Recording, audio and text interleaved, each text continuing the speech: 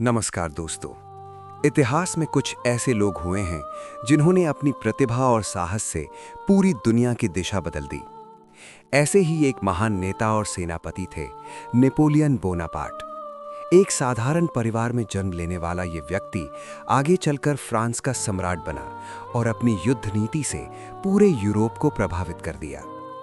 कई इतिहासकार उन्हें इतिहास के सबसे महान सैन्य रणनीतिकारों में से एक मानते हैं। आज के इस डॉक्यूमेंट्री में हम जानेंगे नेपोलियन की शुरुआती जिंदगी, सत्ता तक पहुंचने की कहानी, उनकी सबसे बड़ी जीत और गलतियां, और अंत में उनकी हार की कहानी। नेपोलियन बोनापार्ट का जन्म 15 अगस्त 1769 को कोर्सिका नाम के एक द्वीप पर हुआ था। ये द्वीप आज फ्रांस का हिस्सा है, लेकिन उस समय ये हाल ही में फ्रांस के नियंत्रण में आया था।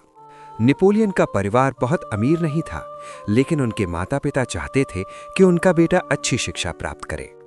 कम उम्र में ही नेपोलियन को फ्रांसीसी सैन्य विद्यालय में भेज दिया गया। वहां उन्होंने गणित, इतिहास और युद्ध नीति की पढ़ाई की। वे बहुत अनुशासित और मेहनती छात्र थे। सिर्फ 16 साल की उम्र में ही वे फ्रांसीसी सेना में एक अधिकारी बन गए। धीरे धीरे उनकी तेज बुद्धि और शानदार रणनीति ने उन्हें अन्य सैनिकों से अलग पहचान दिला दी। फ्रांस उस समय राजनीतिक अस्थिरता से गुजर रहा था। 1799 में नेपोलियन ने एक राजनीतिक कदम उठाते हुए सरकार को हटाकर सत्ता अपने हाथ में ले ली। इस घटना को इतिहास में एक महत्वपूर्ण तख्तापलट माना जाता है।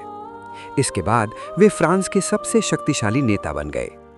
1804 में नेपोलियन ने खुद को फ्रांस का सम्राट घोषित कर दिया। उनकी सेना बहुत अनुशासित और शक्तिशाली थी।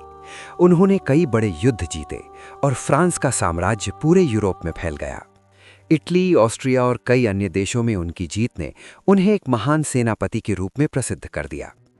आज भी दुनिया की कई सैन्य अकादमियों में नेपोलियन की युद्ध रणनीतियों का अध्ययन किया जाता है। हालांकि हर महान नेता की तरह नेपोलियन से भी कुछ बड़ी गलतियां हुईं। 1812 में उन्होंने रूसिया पर आक्रमण करने का निर्णय लिया। शुरुआत में उनकी सेना बहुत बड़ी और शक्तिशाली थी, लेकिन रूस की कठोर सर्दी, लंबी दूरी और भोजन की कमी ने उनकी सेना को भारी नुकसान पहुंचाया। रूसी सेना ने पीछे हटते हुए अपने शहरों और भोजन के भंडार को नष्ट कर दिया, जिससे नेपोलियन की सेना को आगे बढ़ना मुश्किल हो गया। आखिरकार ये युद्ध नेपोलियन के साम्राज्य के पतन की शुरुआत साबित हुआ। 1815 में नेपोलियन को अंतिम और निर्णायक हार का सामना करना पड़ा। यह युद्ध था बैटल ऑफ वाटरलू। इस युद्ध में यूरोप की संयुक्त सेनाओं ने नेपोलियन को पराजित कर दिया। इसके बाद उन्हें गिरफ्तार कर लिया गया और दूर स्थित सेंट हेलेना द्वीप पर निर्वासन में भेज दिया गया। यहीं उन्होंने अपने जीवन के अंतिम वर्ष बिताए। 1821 में इस महान सेनापति की मृत्यु हो गई।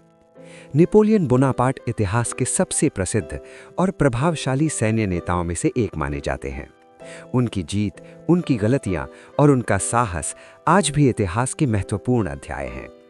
नेपोलियन की कहानी हमें ये सिखाती है कि एक साधारण इंसान भी अपनी मेहनत, बुद्धिमत्ता और दृढ़ निश्चय से इतिहास बना सकता है। धन्यवाद।